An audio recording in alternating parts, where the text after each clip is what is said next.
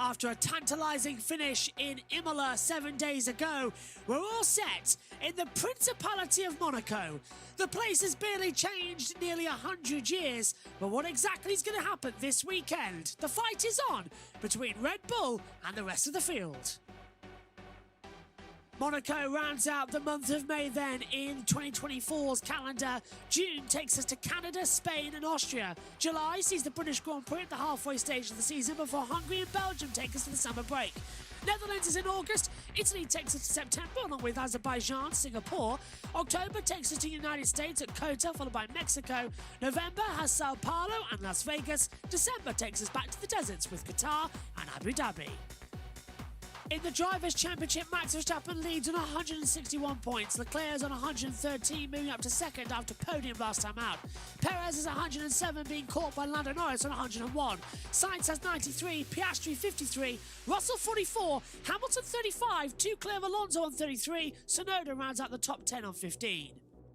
Nothing changed in the second half of the table though. Stroll still 11, Behrman and Hulkenberg on 6, Ricciardo 5, Ocon Magnussen on 1, Albon, Zhou, Gasly, Bottas and Sargent still yet to score. In the Constructors' Championship, Red Bull lead the way on 268 points to Ferrari on 212. McLaren have 154 to Mercedes 79. Aston Martin have 44 to Visa Cash Up RB on 20. Haas have 7, Alpine have 1, Williams and Sauber still on 0 points.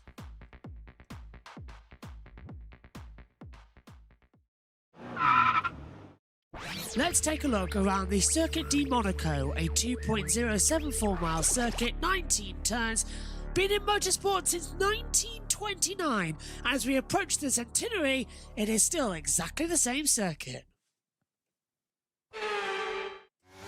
Get a good exit out of the last corner. Keep towards the middle of the track as you begin to rise up to turn 1, Saint-Devote.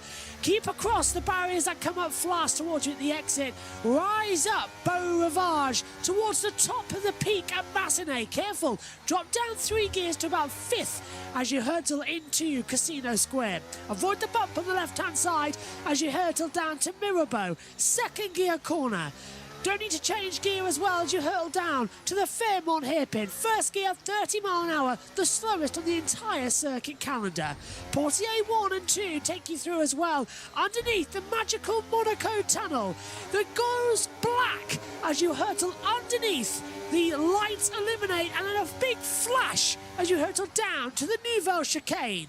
2nd gear, hug the apex curve as well, go wide then back on the power as you hurtle down flat out towards to back. Little lift and a downshift 1 gear, flat out through the swimming pool chicane before you're braking hard as well, back across the opposite of the pit lane as well into La Rascasse. 3rd gear corner, back on the power, down to 2nd gear for Anthony Nogues. Full power, DRS open, up to the line and across. And that is a lap of the 2-mile Monaco street circuit.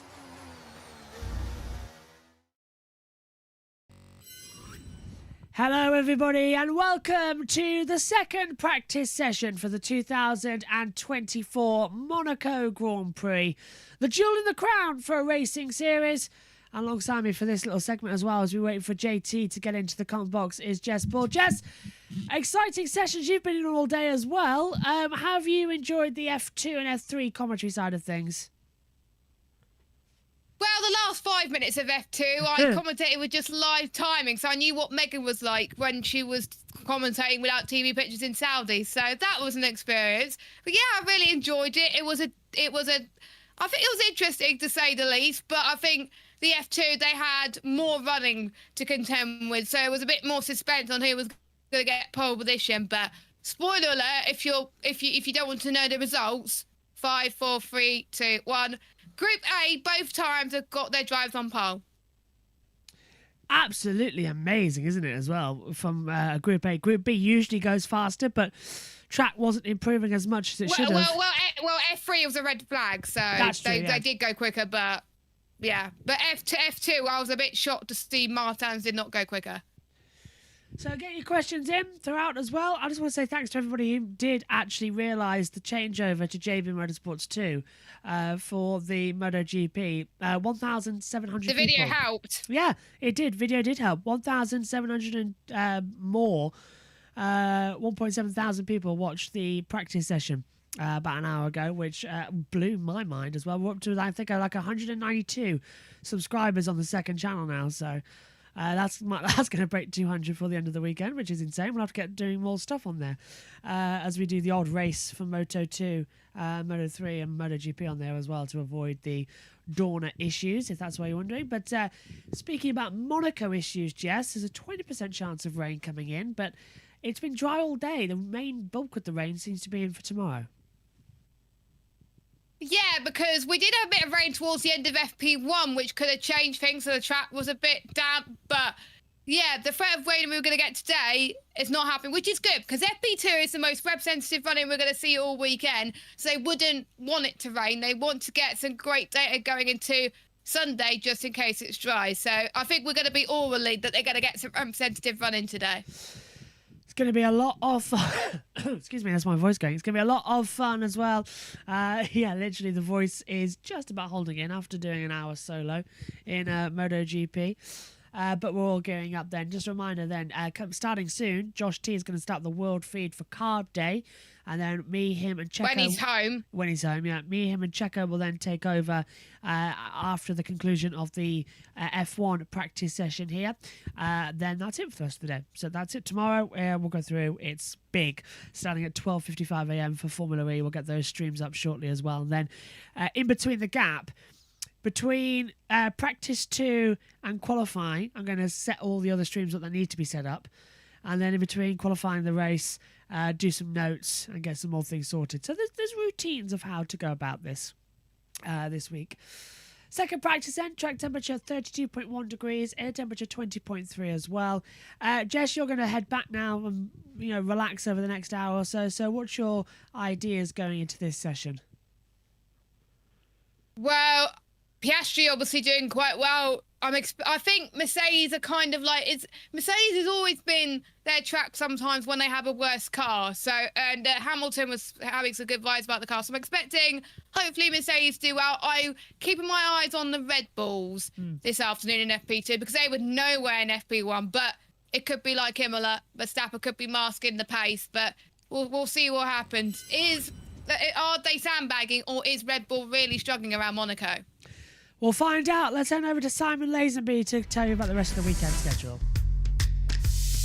We're busy all the way through till the Grand Prix on Sunday. Plans for the rest of the day. F1 shows from 5:15. Saturday qualifying is from 2:15. And we're on air at 12:30 on Sunday for a 2 o'clock start in the UK. Let's head upstairs, join Anthony, Jensen and David Croft.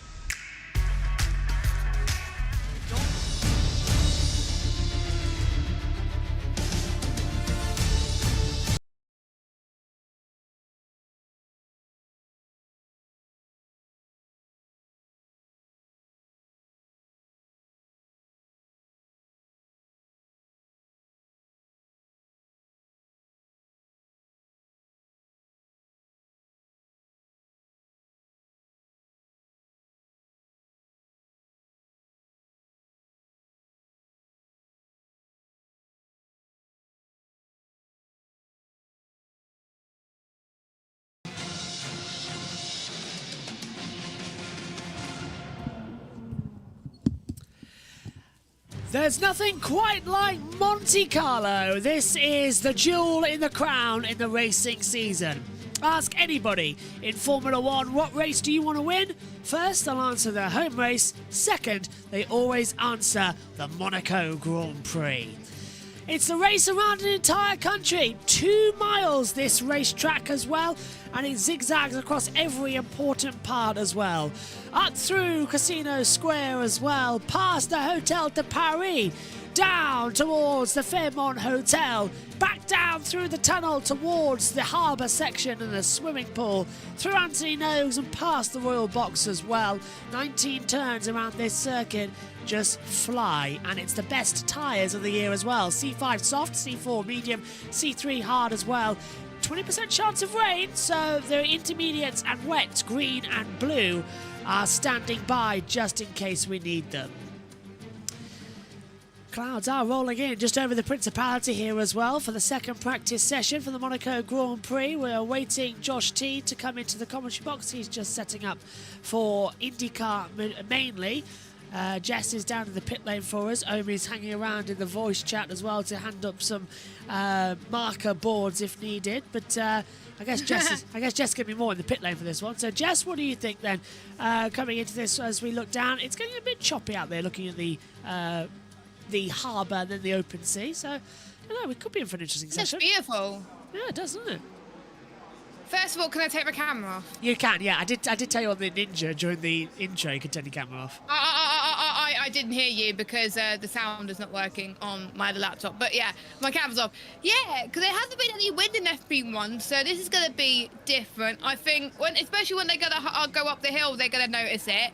And downhill sections as well. If it's like just straights, they'll be absolutely fine. But I think we'll see how the cars can deal with this wind, and I think we could see a few more instances maybe into turn 1 where people have gone off before as well, and maybe some more track limit warnings, we don't know, but we'll have to wait and see. And we're about to get the green light very, very soon. It was Lewis Hamilton at top 3 practice 1. We'll see if he can do it again, Josh. Yeah, and Verstappen and Perez were down 11th and 12th, massively off the pace, and we're going to be keeping an eye on them throughout the day as well, as we see Michel just running across the track there to take his position at the top of the board, as we check Lewis Hamilton on brand new set of medium compound tyre, just ticking over in neutral at the end of the garage as well. Josh T will be walking into the comp box soon. He's just going to start the IndyCar coverage for us as well. So we're just going to wait for him to get in, probably 2-3 minutes after the session, which is why we've got the blog open just below us here in the commentary box. I believe, actually, yeah, the one cam is open on the Discord, so I wonder why it's not even working. Anyway, down to Ted Kravitz. Jensen, hello everybody from the pit lane, where we've got everybody who's keen as mustard to get out now, sitting at the end of the pit lane, waiting for the session to go green. Do come across me and tell me when the session goes green, Crofty. Right. And we have everybody else waiting. 50 seconds. We have everybody else waiting in the pits, ready to go out. And down here at McLaren, we have it's not a Jordan, it's a McLaren with Lando Norris in it. And just either side of Lando Norris's helmet, on the headrest, is an interesting quote from Ayrton Senna, who this car celebrates, if you didn't know already. And can I read the quote out to you, Crofty? Because I think it's key and very timely and accurate about anybody and anything in Formula One that you want to mention. The quote is, this is from Ayrton Senna, "I have no idols," the Brazilian said. "I admire work, dedication, and competence." And isn't that true, not only of everybody who works in this pit lane and paddock, but all of these drivers, these 20 guys who are going to go out and practice not only now, but in free practice 3 and then qualifying. What will get them far as drivers are work, dedication, and competence. 3 words for you there, for your session. Very good. Well, I might just come across and say it's all about confidence as well, Ted, as well, which is the latest single craze as they come out. So we're underway then for the session, and out onto the track go a majority of cars, actually. Hamilton, Magnussen, Russell, spread out quite a lot. Hamilton's already at Mirabeau as well. Magnussen's just coming into Casino Square. Russell's up Beau Rivage into Massenet. Sargent, Hulkenberg, Ricciardo at Saint-Devault. We join Lewis Hamilton now coming down towards the hairpin as well. This is at Mirabeau. This is George Russell, actually. We're watching on the top shot here. Now into the Lowe's hairpin, or the hotel hairpin, the Grand Hotel, now Fairmont. whichever one you want to call it. Basically, every time the hotel name changes, you change said name. It doesn't really matter all too much as to who's going to be the difference between it. But the session is underway, and Nicky Lauda, on the anniversary yesterday of his passing, his hat and name plaque and headset still very much there in the Mercedes garage, and so is the red star as well. And we all remember the race back in 2019 where Hamilton and Bottas won the race together with the red halo as well, and a great race that Hamilton did that day out as well. As they come up in towards turn 1, Hamilton meeting a lot of traffic now at the first corner, namely the Ferrari there of Carlos Sainz, so they'll go up the hill towards the top of Massenet. This is the third corner, past the hotel, it's just there, Hotel de Paris alongside, past then the Casino di Monte Carlo. This is Mirabeau, Rain Gully, used to hook the inside tire on the Rain Gully, and now it's been curved over. 30 kilometres an hour, the slowest part of the track, coming through at the hairpin, and into Portier 1 and 2. And back on the accelerator, under the tunnel for the second casino and hotel. The car park just on the right. Flash again as you break down into the Nouvelle chicane. Second gear, hug the inside curbs. Gently put the power down, then full throttle as you head down towards to back. Drop down to fourth gear, flick the inside line, gradually put the power back down. It's a wonderful circuit. And the helicopter angles we've got this weekend, thanks to F1 TV, are fantastic. I'm a minute behind, but here to enjoy your commentary, says Kenny. Hello, Kenny. Nice to see you. And Hamilton's backed out of his lap and allowed Magnussen to go back through as well. Josh T has joined the commentary box. I'll give him time in a few minutes to get set up as well, and he'll give me the thumbs up that he's ready, and he's all set to go. Ready as well. As Max Verstappen goes into the Nouvelle chicane, gets it all set up. There's a glow behind as well, and I'm going to say good afternoon to JT. Hello, JT. Hello. I have no idea how loud or how quiet my mic is. You're just fine, my friend. Awesome. Yeah, IndyCar is over here. And I'm on this setup. It works. That was me this morning. It really was as well. Yeah, Jess has been Yeah, doing all sorts of things. because I had F3 on one screen, Formula E on another. I must say thanks to Jess as well, who was covering what she thought was a 30-minute Formula E session on the world feed on her laptop, turned into an hour plus stream as well. Happened? 6 cars stopped on the track randomly. At least I was able to do an outro though. That's true, yeah. 6 cars randomly stopped to the track, JT, at the same time with electrical issues. I bet they're going to investigate that. Yeah, apparently there was an update to the software for some of the cars, and it glitched when they went out on the track. So that's something we've heard. Yet to have that confirmed, though. I've messaged Tom Brooks. Hamilton Right. on a 1:14.080, but the problem is messaging Tom Brooks this late at night. It's night over there in China. Yeah. By the way, JT, we're not doing the pit stop practice. Oh. What do you want to do it Oh, with? What do you want? Well, we thought sleep was better. Yeah, Josh B wants sleep. I'm sorry, what is sleep? I don't know what sleep is. Listen to Well, me. if you want to do it, Josh T, you can still do it. Yeah, there's no It time. is 11:05 there at Shanghai, so yeah. Yeah. Yeah, if you want to do it, it's fine. It's on Sky. I checked. Yeah, it's on Sky. So Is it? yeah, if you want to do Oh, it, we'll set the stream up. I mean, if I have the people to join me, then yeah, I'll do it. We got. I would, but I need to make sure I'm up for F1 later. But if you got no one, I'll join. But I would prefer someone else joining. It says on the I thing, yeah. don't have the packet with all the stuff in. That's still in my bag. The what? Wait. But if there's no one, just leave it. Oh yeah, rain. Oh, a lot of rain coming in now, actually. As Perez finds out And- at Casino Square, just has a little bit of a twitch, actually. In fact, twitched coming to Massenet, and it sort of Captain Dina Danny touched the barrier here at Massenet as well. My God, Perez scraping the wall there. And this is on board with the Jordan. Just as I was setting up, Yeah? just as I was setting up for the streams on IndyCar, I was looking at Twitter. What the hell was Mayata doing? Oh, I had no idea. Oh, my God. Literally, he was just waiting in the tunnel. Something similar happened in a race I was watching yesterday as well.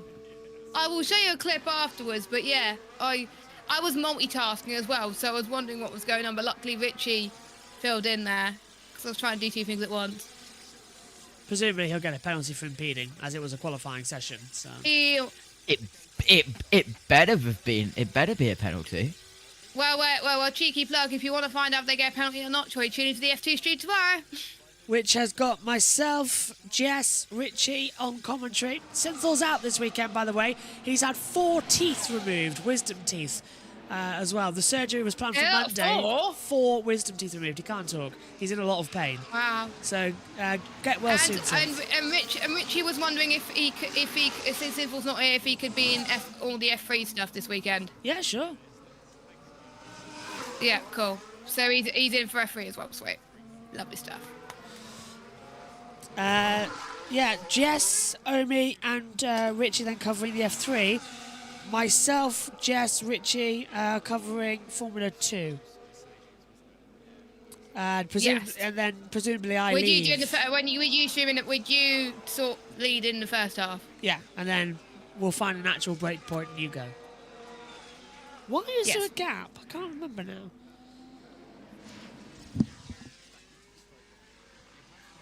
Or we could just do like a code word or something like that. Catalan sprint race. That's why. So I've got that's why there's a break. I was just wondering, why was there a gap? Yeah, I think that's the only one where there's a gap, and I think there's one other one as well potentially, but I don't know.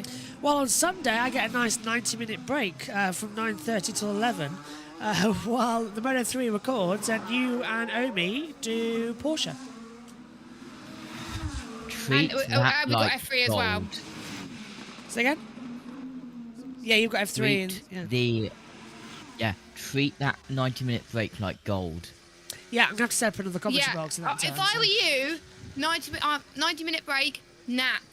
I can't. I've got to set the commentary box up for MotoGP. So what I'm going to have there is I'm going to have some food, and then I will get changed into my suit. Oh, yeah, because you're going to use comms box 1 for MotoGP, I get you. Yeah, so what I'll do is I'll get changed into my suit then. You know, my white shirt and trousers and all that lot. So then I can... Oh, I've got a dress I'm wearing. I've got a dress I'm wearing for the Indy 500. It's all ready. I've gone a slightly bit different with my suit this weekend.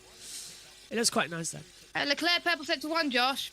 And sector 2 And 2. as well. He's up. And Russell fast in sector 1. So they're getting the times out early now, just in case that rain does hit the circuit with 51 minutes to go. They want to make sure that everything is A-OK. And Leclerc bounders out the last corner of Anthony Nogues across the line. Leclerc goes top, 1:12.372. Fastest time we've seen of the weekend so far. Russell's looking quick as well as he dives in now to... Oh, he's missed the Nouveau chicane.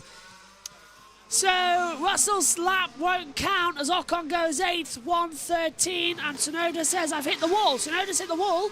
Where? I don't know. But radio comes through on a text saying, I've hit the wall. And he's trailing in. This is Sargent. Oh, Sargent hit the wall. Exit of Anthony Nogues. Just a tap there, JT. Yeah, absolutely that. Oh. Just a little tap of the barrier. The much he could get. Wow. Scrape. And off. Go on. is Lando Norris crossed the wall? Yes, he has. And it's weird McLaren being in yellow, not orange this week. I will There's be Tsunoda, honest yeah. there as well. There's Tsunoda hitting the wall. Has anyone else noticed something? But oh, for God's sake! Why is all the historic Monaco things this weekend about Ayrton Senna? Yes, we know it's 30 years, but we celebrated Ayrton Senna last week at Imola and on the 1st of May. How about another interesting fact about Monaco for you? Graham Hill won here 5 times. And how about this is the only racetrack where Bernie Ecclestone tried to qualify for a Formula 1 race in 1958 and failed. The same day, by the way, that Graham Hill raced and enter his first Formula One race. My God, it really annoys me that the Senna stuff at the moment. It's like they've gone overboard. I've not seen anything about Roland Ratzenberger. How about, oh, I don't know, Jules Bianchi, who got 2 points here in the Marussia in 2014, 10 years ago. You know, the good news stories. And the feeling that everybody had that day. Oh, it really annoys me. I'm sure you might share my sympathies back at home. Right, science into the braking zone. I can't wait for the next stat. Yeah. Yeah. Go on. Well, yeah, I'll tell you what, guys. Sorry to interrupt you there, JT. The next stat is going to be, in 1992, Ayrton Senna held off Nigel Mansell in a thrilling race towards the end. I bet you that's the next stat. It'll be 92. Go on, JT. Yeah. I, this year, found out why in the world is there cones on a couple of the corners? And it is an interesting story behind it. I know, but I want you to tell it. Yes. It is so the drivers can see the apex of the corner video, isn't it? Yeah. Do you know who put them there? No. David Coulthard. Really? 2003. David Coulthard. He was complaining that they couldn't see the apexes into Anthony Noakes and into the back as well. So on the Friday, he said about putting cones at key points of the track so the drivers had reference points. And the drivers agreed, and then Coulthard said, oh yeah, just put on Anthony Noakes. Put on Anthony Noakes, Coulthard won.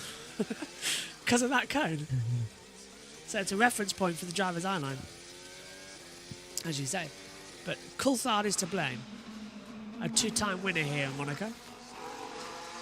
I wonder why. When did he win here? 90... Did Coulthard won 2003 and... 2000? When did Coulthard win? 03 and 2000, certainly, yeah. Yeah, I think it's 2000 Coulthard won and 2003. 2-time winner at Monaco. He won at Spa in 99. Yeah. Trying to list David Coulthard's 13 Grand Prix victories. Alright, actually, let's see if I can do that, shall we? As we see George Russell, again, for a second time, missing the Nouvelle chicane. Right, David Coulthard's victories in Formula 1. Let's hear from Russell first. Guys, this vibration braking turn 11 is getting insane at the moment. Right. So can't hold on to a steering wheel. Yeah, copy that. We're looking into the data. So Russell not happy there with the vibrations on the car. Right, so 1995 Portugal, 97 Australia, 97 Italy,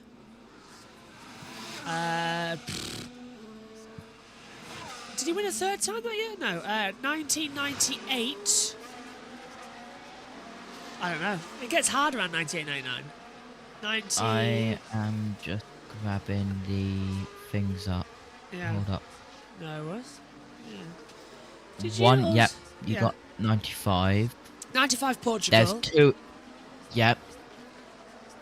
Where's the next one? 97, there's two which you got. Yeah, Australia and Italy. Monza. 98. How many did you win Yep, in 98? there is one in 98. There is only one. There's one. One in 1998 Only between one. him and Hakan. Blimey, right, that should be easy to pin down then. Which race did he win in 98 then? Brazil. No, it wasn't Brazil, that was 2001. Was not Brazil. 98. Which David Coulthard wins? 98 winner. I would have thought he would a lot in 98. We quite have hard. been there this year. That narrows it down. Where have we been? What, Japan? 98? No.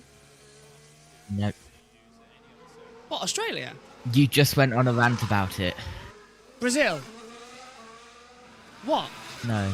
What did I go on a rant about? We're looking at one of the cars right now. McLaren, Senna, Brazil, Sao Paulo, Interlagos. Imola. Oh, Imola. I'm jumping like a kangaroo, man. San I'm Marino, getting yeah. headaches. Oh, It's crazy. Is that Verstappen's getting loads of headaches with the car bouncing around. So Imola, he won Imola in 98. Oh, okay. 99, I presume he won 5. 99, 2. Only 2? How did he get 13-time Only Grand Prix winner? My God. Right, blimey. 99 2. Well, Silverstone he won. Where was the other one? Yeah. Spa. There you go. So Silverstone and Spa. Yep. British Grand Prix, Belgian Grand Prix. Right, so 2000 then must have been a big one for him. 3. Right, he won the British Grand Prix again. He did the double. Yeah. He won in America, didn't he? No, he jumped the start in America. No, he did not win in America.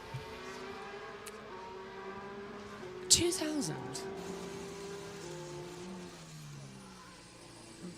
Not We're here in we're here now. Oh, of course, Monaco. I said that earlier on, so that's one. What's the other one? Yeah.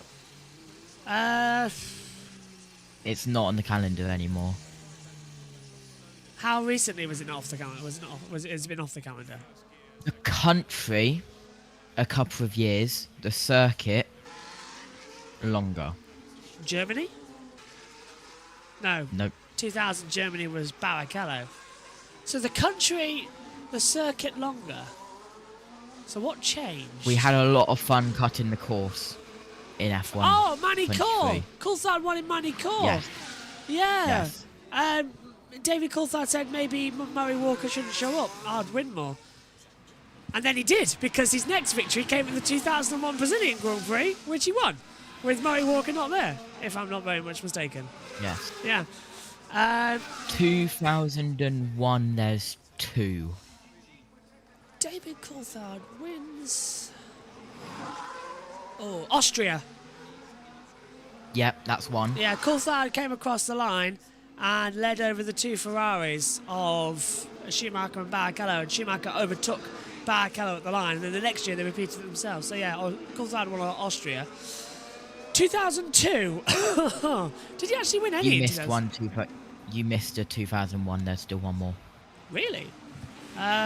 Yes. Spain, no. Austria, Monaco, starting on pole. We are going there this year. Hungary, no. Schumacher, Belgium, Schumacher. Italy was Montoya. America was Hakkinen. You've mentioned it one time. Is it Japan? No. In this. Won Japan, was it? Schumacher won Japan. What else did David Coulthard win in 2001? Belgium, no. Schumacher won that. Schumacher won a lot that year. Who won the 2001 German Grand Prix? Ralf Schumacher. Ralph won. Yeah, Ralf Schumacher won his own Grand Prix as well in 2001 German Grand Prix. I remember it. Michael was out of the race beforehand. Yeah. Josh, are you doing the Portland E-Prix this year? I'm not going trackside, no, but I will be commentating on it. I can't afford it. Still over £1,000 to get a ticket plus visas. Right, one more in 2001 that I've missed. So he won Brazil, won Austria. What's the other one? Right, Canada. No, Ralph won Josh, that. you've won it. Brazil. You have got it. I said that ages ago. He won Brazil. Brazil and Austria was the 2. I don't think you did. You said 3. You said there was 3 races in 01. I was like, are you sure? No. Right. 3. You've confused me. You said there was 3 race wins in 2001. 3. That's why I was 3 in racking my 2000, brain. 2 in 201. Right. Okay. I was racking my 2001. because I was going through. And now there's one Yeah. There's one in 2002. That's going to be hard to find. Which one did he win in 02? Wasn't Monaco because he won that in 03. Was it Monaco? Yes, it was Monaco. He won Monaco It in was 02, Monaco. not 03. Who won 03? Yeah. Schumacher. 03. Was it Michael again? Really? I thought Coulthard. Oh, right. Coulthard wins in 02 then. Coulthard won Europe, I think, 03. Didn't win any in 04. So his last Grand Prix win must have come in 2003. The 2003 Monaco Grand Prix winner, Montoya. Ah, yeah. Montoya won it twice. Kimi Raikkonen second. Yeah. Schumacher third. David Coulthard in that one came 7th. The 2003. There's he 2 cars won out on track, by the his way. final race. Yeah. Say again? 2003, won his final race. He won his final race in 2003. Well, it wasn't Brazil. Hang on a minute. So it wasn't Australia. Yes. Yeah. There you go. See, I know it. I know it. When we get to it, I know it. As well, Australia 2003. The day that nobody wanted to finish. Have you watched that race yet, JT? I did tell you back at the start of the year in Australia to do it. Yes. That race. What's this? Brad says, Josh, I saw your BTCC vlog, and that woman looked amazed when you said you are taking a box home. Oh, is that when I was doing the track walk? I did the track walk at Donington Media Day. Yeah, well, I was. We came back in, and everyone had left bar Toyota because they were racing. Because Toyota were going to do a test day the next day. So they were all cleaning out the garages, and I had gone on the circuit. I collected all this tyre marble rubbish, and I was looking for something to put it in, and then I spotted a box at the side of the garage at what was the other Toyotas of Josh Cook and all that lot. So I put it in there. Yeah, go on. I'm just gonna put my headset over there because I've just noticed who is talking on the IndyCar broadcast. Who's talking on the IndyCar broadcast? I'll give you a couple guesses. Ryan Marine, Bob. Who? Can I guess? Yeah, go on. Karin Chandok? No.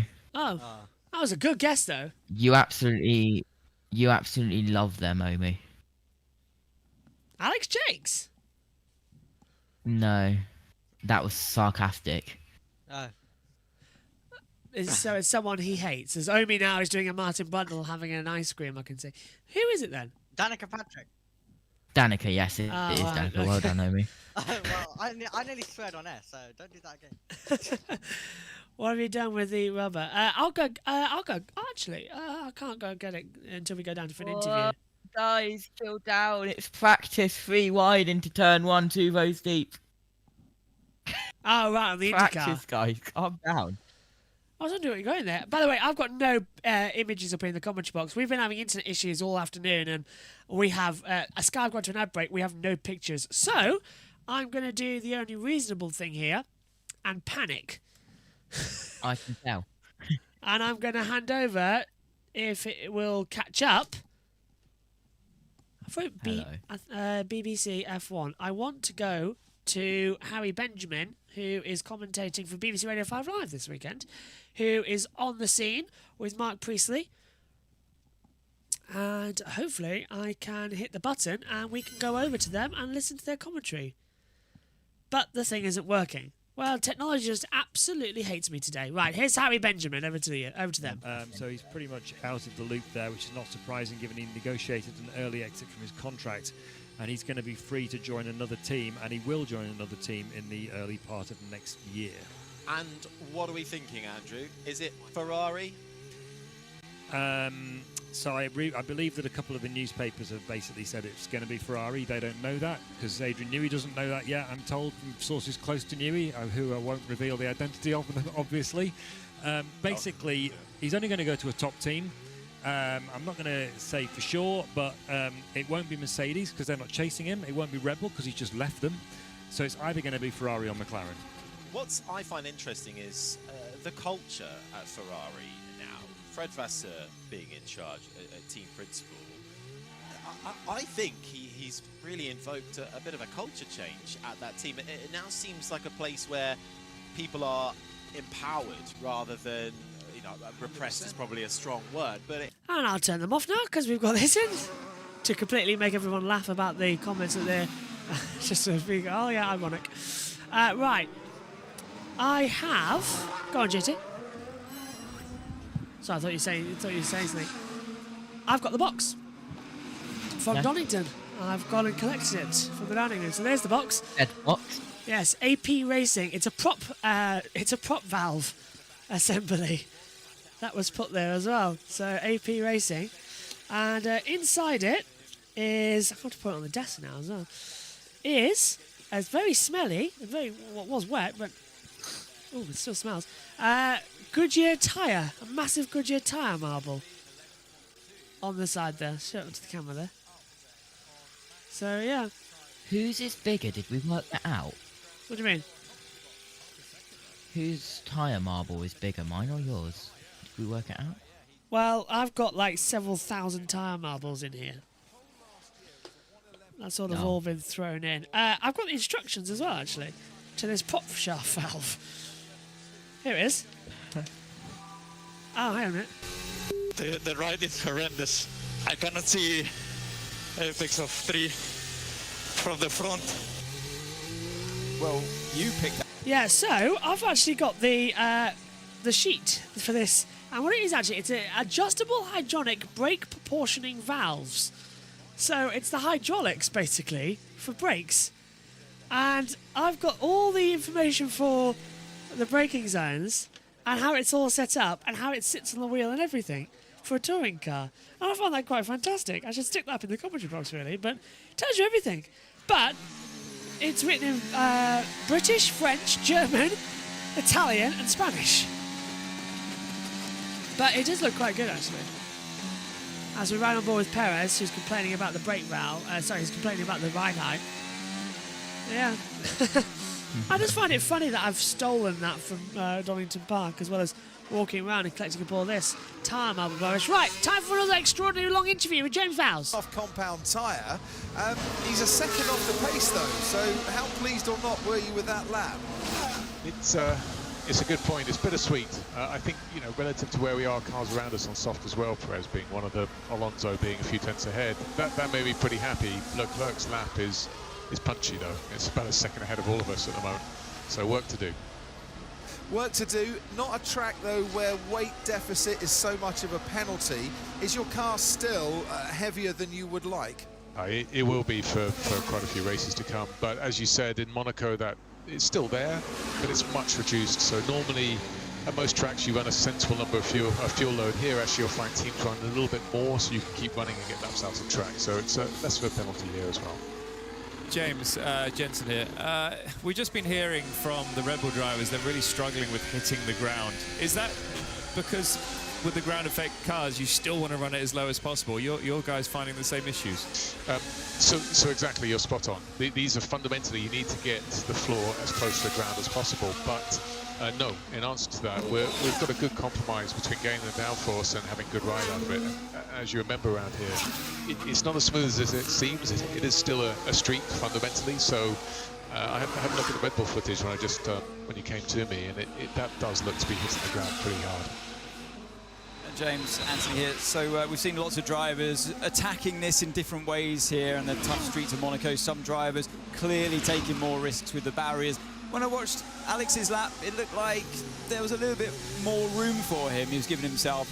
Was there a game plan for today? What did you tell your drivers before even coming into this weekend? Yeah, I mean, as you know from when you were here, there's quite a bit in just getting closer and closer to the barriers, and the game plan for us is build up to it across the weekend. We still got FP3 tomorrow, and even then in qualifying it's not going to be one lap, it'll be multi-lap, so that's where you got to hit it, and it's about building up to a crescendo in qualifying. So we're not taking everything that's available to us at the moment. There's a bit of margin. Oh, Verstappen hit the James, wall. thanks ever so much. Verstappen hit the wall coming out of Portier. And he's still continuing on, but the rear right suspension got a massive knock, and again, in practice, Max Verstappen looking vulnerable. And has he done anything to the car? They'll box him this lap just to be sure. And he says, I hit the bloody brake pedals. And something a bit more fruity, beginning with an F. So JT, definitely a OF moment for Max Verstappen. Let's hear he is on the radio. Older. I hope. Yeah. So not looking great. He's back into the pit lane. So I hope there's no damage there. But let's take a look at it, JT. Look, he just whacks it coming out of Portier. Yep, absolutely. Through the hairpin. Portier 1. There. Yeah. Rear let go and immediately. Gets loose at Portier 2. The way the rear let go immediately is a big old whack. I reckon there's a bit of damage there to that suspension. They'll definitely change Yeah, it. absolutely. So they're gonna have to. Yellow check flag, that. sector They've got 2. some yellow flag. And it's clear. Whatever that... It was a double yellow, sector 8. So I don't know where that's come from. Sonoda, I've hit the wall. I don't know if that was old, but it's just come up again. Hit it before, I think, as well, coming into it. So, Hit yeah. it again. Just gonna, for a split second, put it back on our cameras here for the session, because we just need to get the systems readjusted as we take a look at Yuki Tsunoda again, JT. And I think he's hit the wall exit of Sandoval. Yeah, brush the wall. Just a quick brush to the wall. Yep, absolutely. And hit the wall again, Yuki Tsunoda. Second time he hit this morning. Oh, we got away with that beautifully. Just a little kiss and a bump. That was perfect from Tsunoda through the first corner. Not a mark on that. Hit the wheel at just the right angle to continue on. So Hamilton into the hairpin down at the hotel. Pulls back up the circuit. It was like a 2-second double yellow sector 8. Now, trying to look at the Marshall points here. Sector 8 is down at, it's actually down at turn 6, which is the hairpin. Interesting. Also just noticed that the timing monitor up here in the commentary box doesn't show the Marshall points, only the corner names. So that's not great. But usually if a yellow comes out, it flashes up on the driver tracker anyway. Like when we had the red flag this morning, it goes red as well. Wait, we had a red? Yeah, debris on the track. Joe hit the wall and Leclerc hit it. So they had to switch. Ah, and also, what in the world have I missed in FP1? I go on Twitter and all I see is Oscar Piastri Leclerc. Okay, who's lagging? Because for me, JT, you weren't even talking. Oh? Yeah, still nothing. Is it okay now? I can hear it. It's your camera. Your camera's lagging. What? Right, okay, there's a lot of camera lag for JT. Leclerc, oh, that's why he had a yellow. He had a little moment down there at the hairpin. So just a touch to get it back in. What it looks like we're looking at is it's just a random thing. Right, look, now JT's talking and he's not even talking. Right, let's see if we can catch this up. Something going on. Discord's having a paddy. The whole internet is having a paddy today.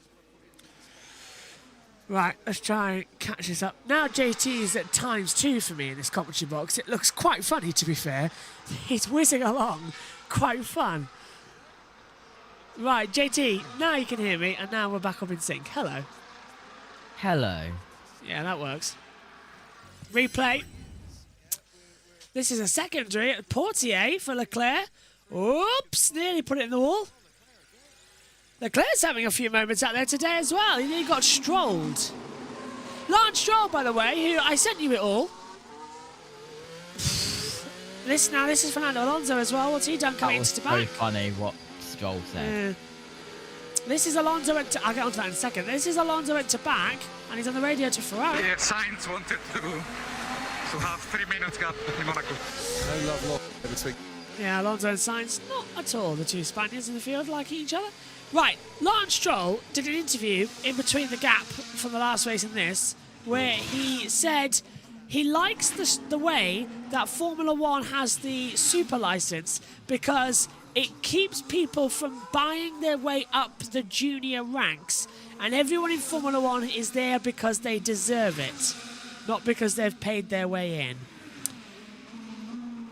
Now, That's coming from Lance Stroll. yeah, I don't want to be mean, but how mentally disturbed do you have to be to say that, considering that the only reason he's in Formula One is because A, his dad brought him an entire Formula 3 team, and the only reason he won the championship is because nobody else in the team was allowed to fight him, and everybody else in the Formula 3 were driving, let's just say, not equal machinery, because if you remember back in the day, Williams were actually investigated by the FIA, Formula 1 and Formula 3, for developing and providing an unspecified and unregulated part to Lance Stroll's car in Formula 3 at the Zandvoort round. He was sent to the back of the grid after it was discovered in qualifying. So he drove an illegal car, won the championship, and then his dad has literally bought him every single seat he's ever had in Formula 1, and then bought him a Formula 1 team. Now, don't get me wrong, but that doesn't scream quality driver to me.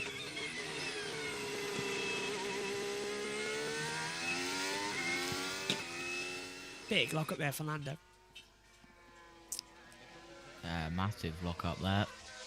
Now, can we play this clip? Josh. Yeah, go on. What in the world happened in free practice 1? Because I went on Twitter, right? Yeah. And all I saw across tons of accounts, including the F1 official account, was Oscar Piastri Leclerc. Right. What happened? Right. Basically, Megan caught us up on this in practice 1. Basically, Oscar Piastri came in saying, I really want this to be my home race. I'm looking to see if I've got any Monegasques in my family lineage. And Charles Leclerc tweeted back saying, I can adopt you if you want. And Oscar replied, where's the papers? I'll sign them. So basically, throughout that, Charles Leclerc has adopted Oscar Piastri and Oliver Bearman as well. And F1 jokingly put out, both on the world feed and on the graphics for the official, Oscar Piastri Leclerc as his name. As a joke. And I've also seen that Oscar Piastri put something after he found out the results on Twitter. I think he's 216th. Yeah. Monegasque. He is, so it works out. What's up like that?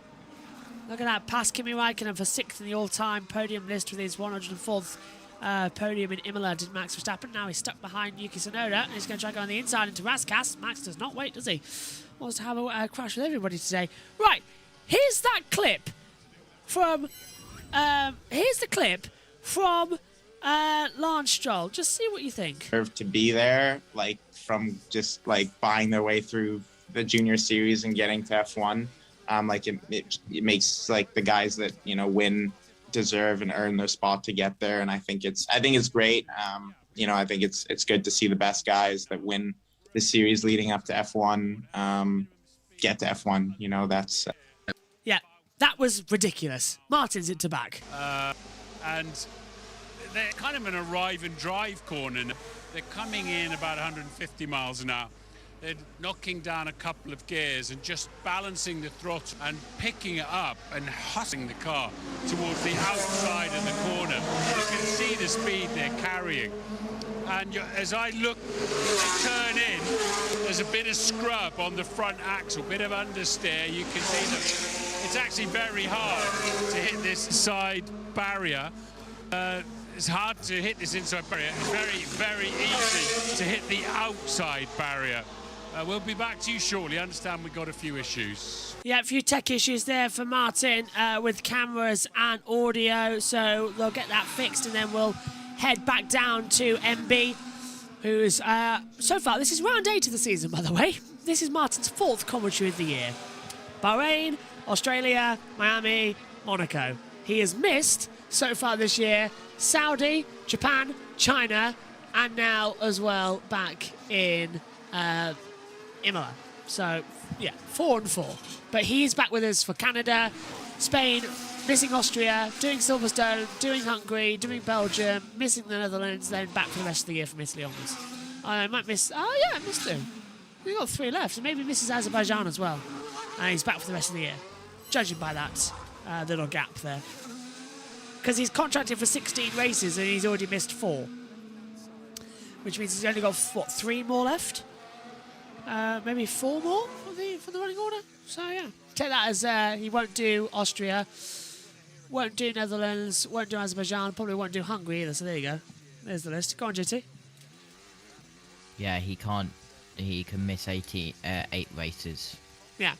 If it's a 24-race calendar. So the next 4 to miss, as I said. Hey, Ocon's hit the wall. Oh, great. Everyone's got in. So they just when they say hit, it's knocked it as well. So yeah, presumably Martin will miss Austria, when Harry Benjamin's in, he'll miss Hungary, he'll miss the Netherlands, and he'll miss Azerbaijan. They're the 4 I would expect him to miss from the running order as well. And then from Italy onwards, so as well, Singapore onwards, he'll be back in the box. So I think that's a nice calendar for Martin. But yeah, missing all the races with Harry Benjamin, which I find is weird. And there, Ocon brushing the barrier, coming out of the swimming pool section as well, JT. So you're right. Yeah, absolutely. And just looking on. 18 minutes left in this session. There's Bruno Famin, the team principal at Alpine.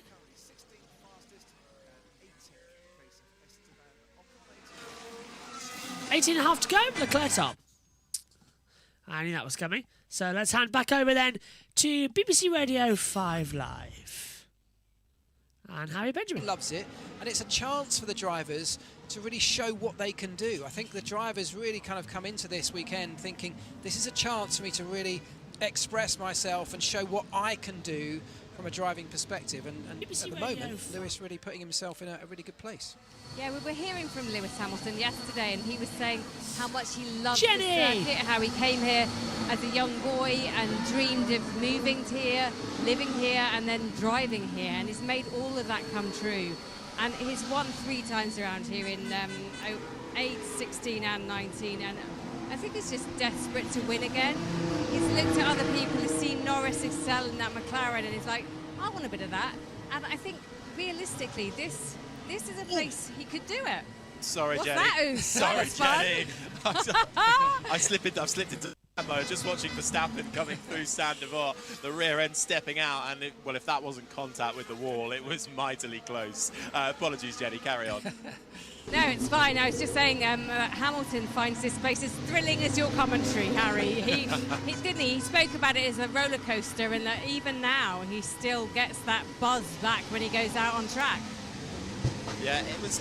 Speaking in his press conference that he does in front of the media yesterday, it was really nice to hear Lewis Hamilton talking about McLaren. It really felt genuine, what he said, how it warms his heart to see where McLaren are and how much they've climbed over the last few years, because they were on a bit of a trajectory, but then the new regulations came in and they made a step back. Yeah. But he's got a soft spot for McLaren. You know, it's where he started his career. It's what the people that gave him that chance, and you know, and I feel the same. I was there when Lewis, you know, came into this sport. I was there when he won around here in 08 and went on to take that championship. And you know, they are a great organisation that have been struggling for quite a long time and have now started this rebuilding process, and everything's just now starting to fall into place, and we're just seeing the beginnings of those results of that. So it is nice to see. I think they're a team that are kind of universally liked, a little bit like Williams up and down the pit lane. People just want to see them do well, and it's starting to happen. And it certainly is.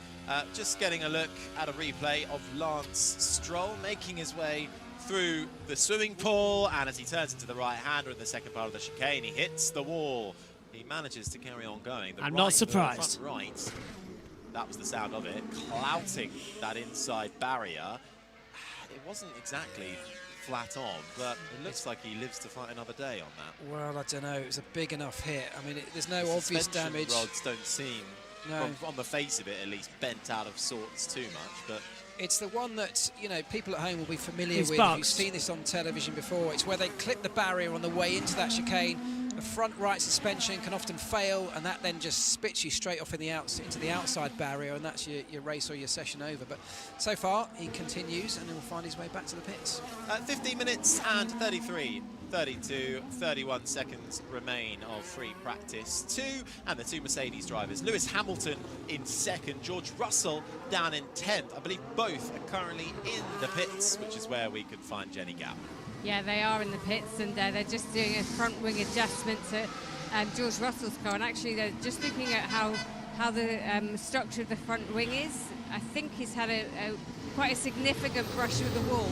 Looking at the letterings around the Pirelli tyre anyway, it looks like he's rubbed them off. and they're just testing, is that wing okay? Has it taken a significant hit? But I think it looks like it's all okay at the minute. I'm just getting moved out of the way, so they're getting ready to, they're just having a look under the front wing actually to check and see that there's no actual damage under there as well. So it must have had a bit of a whack over the curb, I'm expecting. Ace, thank you very much, Jenny Gap. By the way, amazing, absolutely amazing that Jenny, for the first time, she was in the paddock at Silverstone last year. She did a couple of bits around, but this is the first time Jenny, since her stroke, has travelled to a Grand Prix and has returned to a Grand Prix. Gasly hits the wall hard coming out the swimming pool, knocks about the suspension. These F1 cars, I think, JT, this year, looking stronger than ever, the way they're dealing with it all. I mean, yeah, and they need to be here at Monaco as well if you want to go bouncing around on the walls. And Albon up the hill towards the Casino Square. No further action for Verstappen and Tsunoda because we had Verstappen being impeded by Tsunoda coming into the swimming pool section as well. But yeah, Jenny Gao doing absolutely brilliantly out there as well after her stroke. Very happy to see her back in the paddock as well.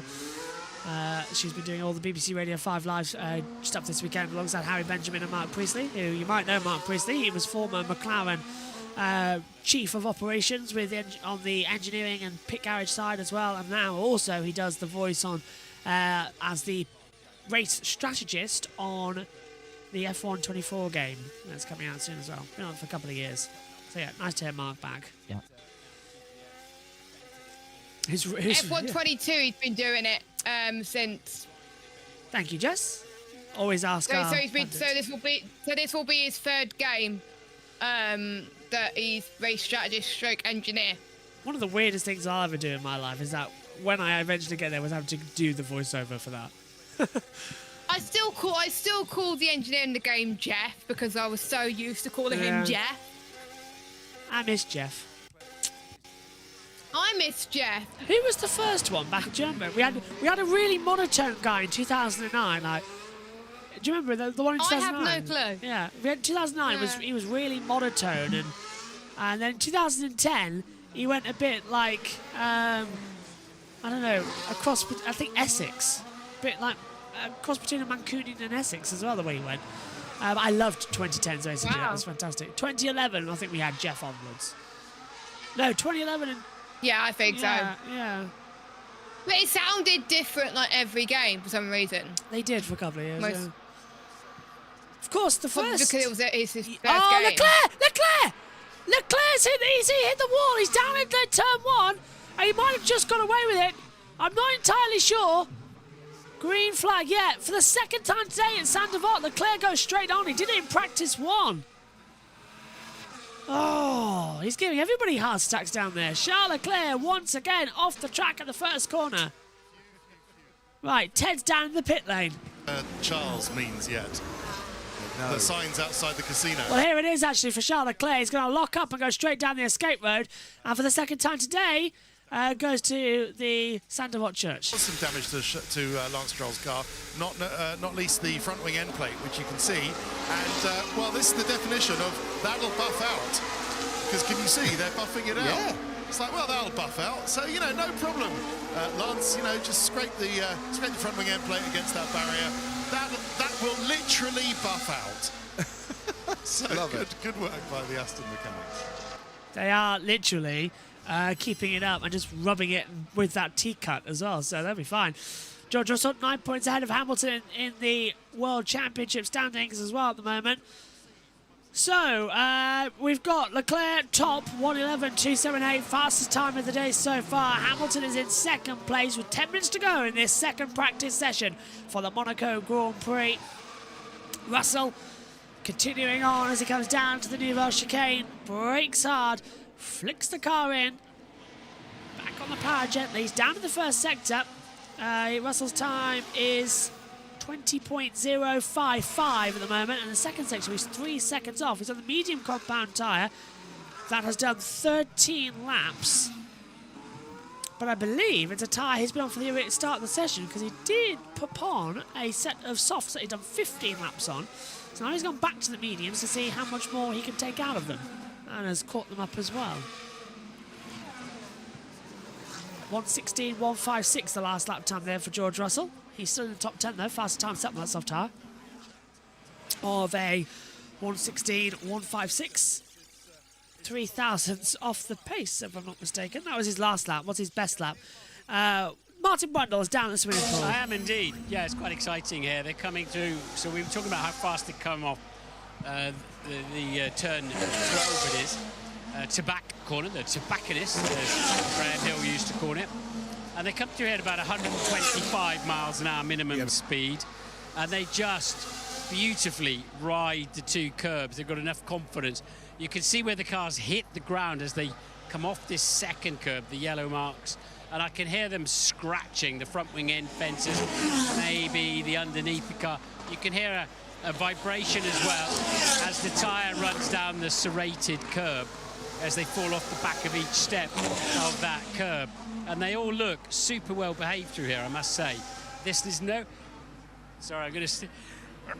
Oh, bless you. He's got a cold coming. But they really do look quite predictable through here. You can just see a lovely little bit of roll in the car as they're able to just apply the steering, straighten it up, change direction. Then as soon as they've got through here, they're throwing out the anchor and trying to slow it down for the second part of the swimming pool. Dust and dirt and That's why he's sneezing, Martin. Our way, there's so much energy going on. Absolutely fantastic sort of to see an F1 car in the closest confines. It just seems crazy, doesn't it? To come between the barriers like this at 125 miles an hour and accelerating hard for another couple of 100 meters, as I say. And we've got Max Verstappen coming through here next. Let's see what he looks like. Let's see what the Red Bull, he's been complaining a lot about this car. That wasn't exactly flat out, but yeah, the drivers are being super accurate. I stood up at the seafront chicane there as they come out of the tunnel. 1 in 10 went straight on. 1 in 3 got it all wrong as they tried to balance the car over the curbs and just turn it on the curb. But they're through here, I must say, they're super accurate and looking a little bit more confident as they move towards the end of the lap. Over and out. Thank you, Martin. 7 minutes to go then in this second practice session. Lewis Hamilton coming through the tunnel now, down towards the Nouvelle chicane, lightly presses the brake and then very heavily steps on it as well. Best seat in the house is that chicane that Martin Brundle was on about at the exit of Nouvelle. Massive open barrier where the photographers can stand and you can literally feel like you're on the track with the drivers. Absolutely fantastic. The only other place on Earth I can tell you that you can feel like that is at Donington, where there's an opening as well. Special, this place. Great camera angles and fog this year as well, actually, as we come across the line. I just wish I don't see that at the start, the big Rolex banner across the bottom there. I want to see the zoom in of the lights, please, so I can actually count them. Just changing it into Massenet for Hamilton. There's a palm tree in the way. The Marshal is almost hanging off the barrier there. That's unbelievable. Did you see that, JT, as well? The Marshal sitting on the Armco barrier, hanging over the edge. Hamilton nearly took him off. I mean, I think so. The TV pictures are a little bit like stop motion right now, but it's fine as Hamilton radio. Matching Piastri and Norris in the opening laps, but Piastri got down to 14.8. Yeah, so that's talking to him in the braking zone. Don't do that. Yeah, Hamilton's up by... Well, he's down, actually, a lot. Leclerc's going to win this session fastest. That's going to be interesting for Charles. Alonso still P3. What an interesting top three. Max fourth, half a second off. Oh, Hamilton nearly touches the barrier. Coming out of Rascasse with 5 minutes to go of this session. Just got a little bit wrong as Hamilton continues to edge it round the Sainte Devote. There's Mick Schumacher, been linked with a seat to Alpine next year. Would link with also his commitment in WEC. Can see that happening, actually. Gasly and Ocon don't want to be there. Mick wants his chance back in F1, and I doubt Mercedes will give him a seat, unfortunately. Then again, they are running out of options, aren't they, Mercedes? They're very quickly running out of people to sign. Let's hear from Russell. I mean, yeah, you could say that. The steering. Something feels weird in a straight line. Yeah, copy that. Charles Leclerc locks up and goes straight on at the New chicane. Russell's having problems and is now boxed with 4 minutes to go, so that's a quick change because you want to be out there to do practice start. Stroll, I don't think he's going to head back out there soon to do a start, but yeah, that's Russell going all the way back in, actually. Wow. Okay, yeah, right, look out. Yeah, the front suspension looks a little bit tough on the board there. Right, go on, JT. We got interrupted there by a team radio. Yep, 3 minutes and 40 seconds left on the clock. Everyone out on track except Russell and Lance Stroll. Lance Stroll may come out and do a practice start. We will have to see. Oh, right, we're looking at Leclerc. That's why it's been highlighted. Down to the Fairmont hairpin. See some of the virtual advertising banners that haven't been, graphicked out there. Wonderful helicopter shots for the first ever time here. Last year we had a helicopter, but it was a bit glitchy. Last year was a experimental year for FOM. This year they've come here and really put the markers down as to what we want to see. On board of Leclerc then, looking at all the delta, into tobacco. Or as Martin Brundle said, Graham Hill did used to call it the tobacconist corner. Through the swimming pool, down to Rascasse. Used to be, of course, Gasworks hairpin. Because the Gasworks used to be just alongside there. Now it's Barcourt Fraser. Very slow through Anthony Noakes. And across the line, and the opening lap is okay from Leclerc there. 1:17.2 for a run on 20 lap old mediums. Not too bad a time distance there. How's IndyCar going, JT? It is all right. Fab. That's where we'll be after this. Passing over for a couple. Do you know, is it worth going and taking over from IndyCar radio? I don't know. Yes. Oh, all right. It is. Why? Because I've already someone asked, and I've already said it. Oh, right. Just thinking about A, food, B, sleep, C, D, E, F, G. Plan H. Plan C. Plan B for bed. I'd quite like... I'm going to have some food. What I'm going to do is I'm going to have some food, have a quick bath, go to bed, wake up around about 11:45 tonight, watch Doctor Who, come into the commentary box. Nice. And then I think I've got a gap to have a bath later on today. Yeah. Oh, NBC are interviewing Cliff Daniels. 5 till 7:30. Oh, good. Oh, maybe not have a bath tonight then, just have some food and then bed. Because there's a gap in the schedule where I could. Let's hear from Albon. 2023 all over again. The car is just eating the tyres in turn 3 and 4. Front left especially in 4. 3 and 4, massive. Albon is up at 9th Have you decided if you're doing pit stop or not? Pit stop challenge? We're not doing pit stop challenge now. Okay, cool. So after carb day, that's it? Yeah. Makes sense. Then we're all free. We can all get some sleep. Especially you. Yes. Because you'll be up the earliest. To be fair, that takes us to what time? 6, 7. That's still not a lot of sleep, blimey. So you'll get, hold on. So what time do you need to be up? 1 a.m. So... No. 12. 8, 9, 10, 11. 6 hours. That's not bad, Josh. Doctor Who.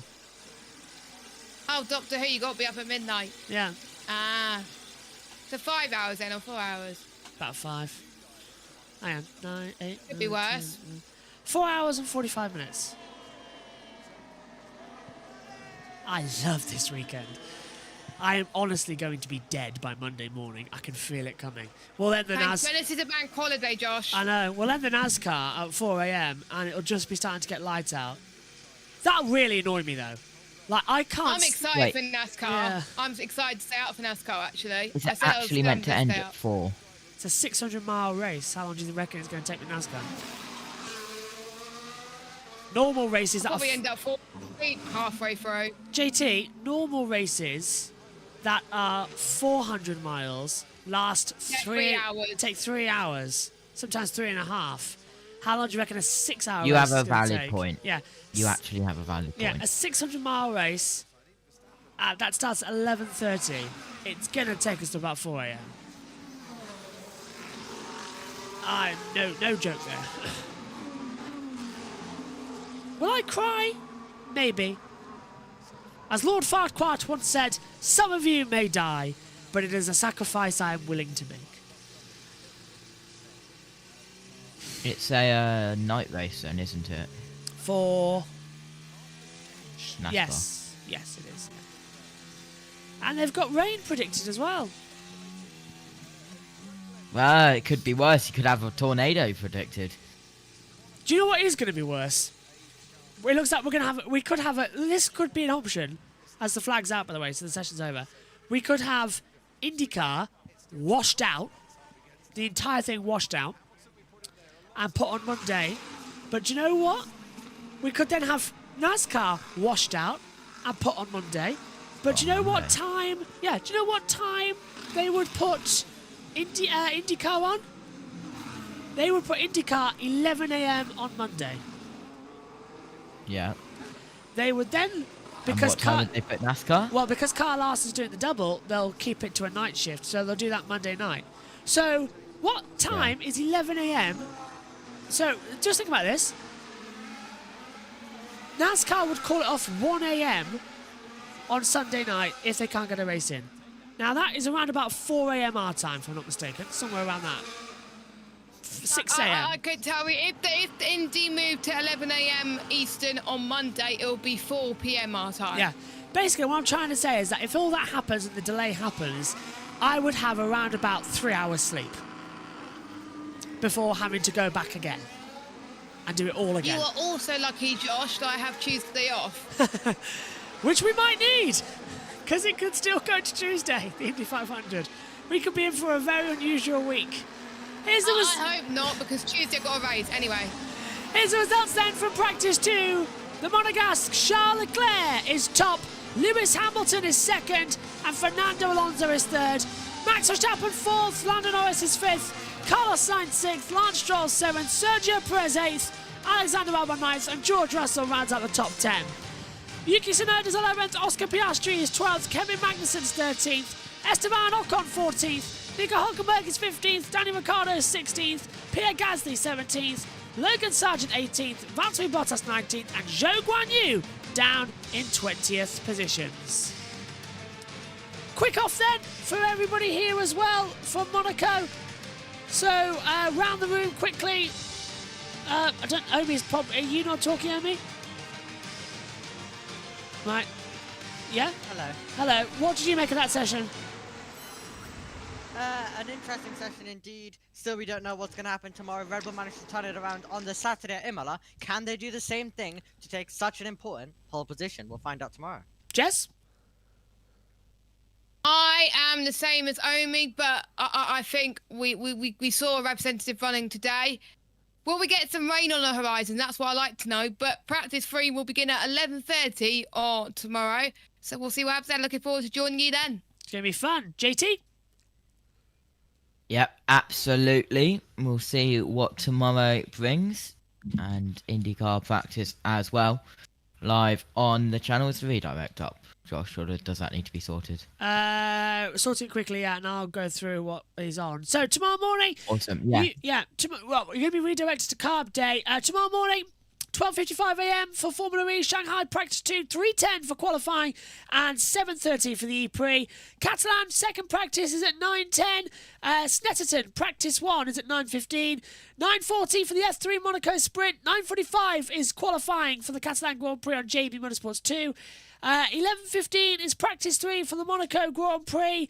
12 lunchtime, 12 p.m. British Summer Time is FP2 for Snetterton. 1:10 p.m. is the F2 sprint race. 1:55 is the Catalan sprint as well. 2:45, that's qualifying for Monaco. And at 3:30, it's the Snetterton qualifying session as well. That's your Saturday rundown as well. Thanks for joining us. We'll see you soon. Bye-bye.